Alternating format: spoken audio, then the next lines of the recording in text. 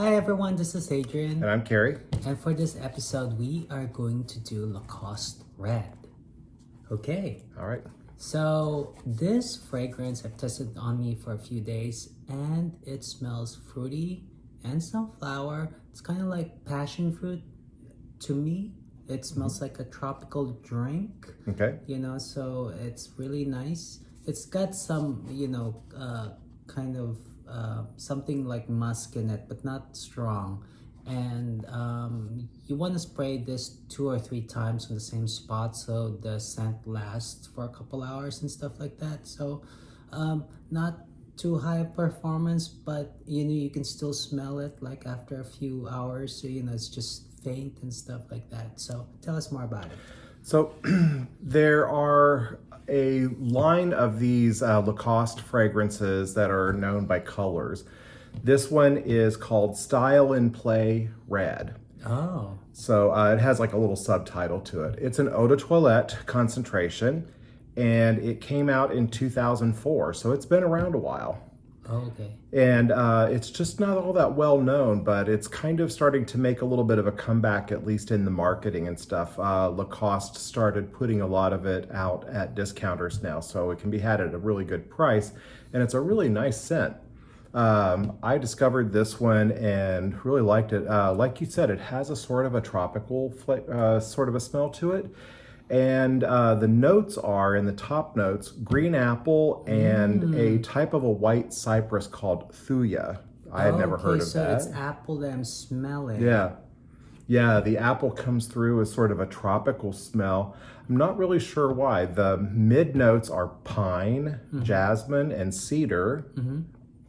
And the base notes are, you were right, there's a white musk in there.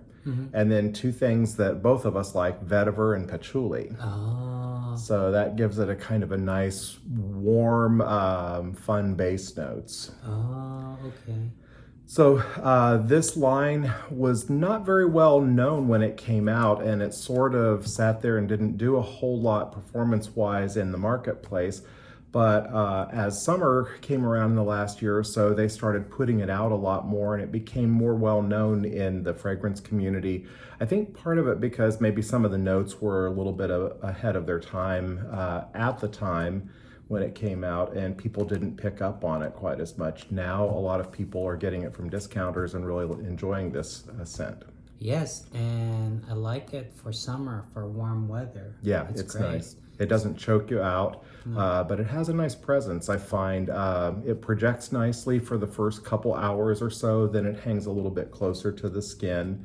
I think in total, maybe get 4 to 6 hours out of light spraying on it. And if you go heavier and put some on your clothes, it will maybe get to about 6 hours. So not a long, strong performer, but pretty good, especially for the price point. Why did they call it red?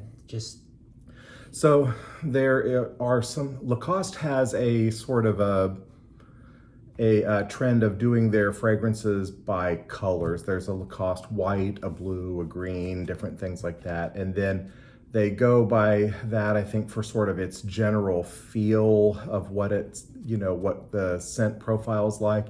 And then they give it some kind of a jazzy name underneath it, like in this case, Style and Play. Oh, okay. What I like about this bottle is if you look at the sides, it's got those ridges. And if you hold it, it really sticks to your hand because of the ridges. So you're not going to worry about dropping this or anything like that. So it feels good to the touch and easy to spray. One thing with this bottle you don't notice because of the shape possibly, this is actually a 125 ml bottle. Wow. So you get quite a bit there.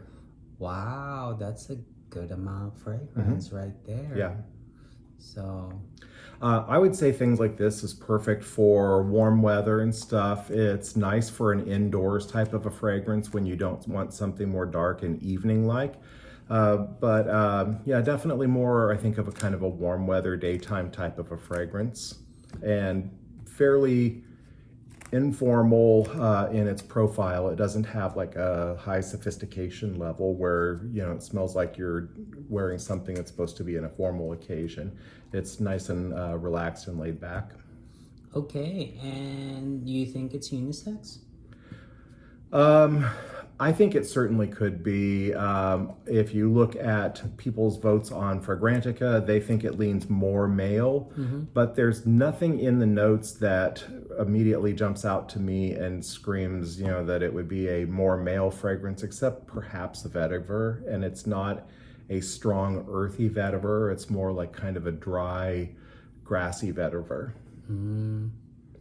And you said it came out 2004. 2004, yeah. Yeah, so what was going on around that time, like for the market audience that Early on, or well, that was time when was kind of early on in some of the blue fragrances emerging and stuff. So I don't know if this was at all influenced by that, but there were certainly some different market trends at that point where most things were like an easy reach for blue fragrances. There was a kind of striving towards different kinds of things, and also it follows some of the profiles of some things like the Aqua di Gios and stuff like that, having a kind of a light, fresh, not overpowering type of a profile.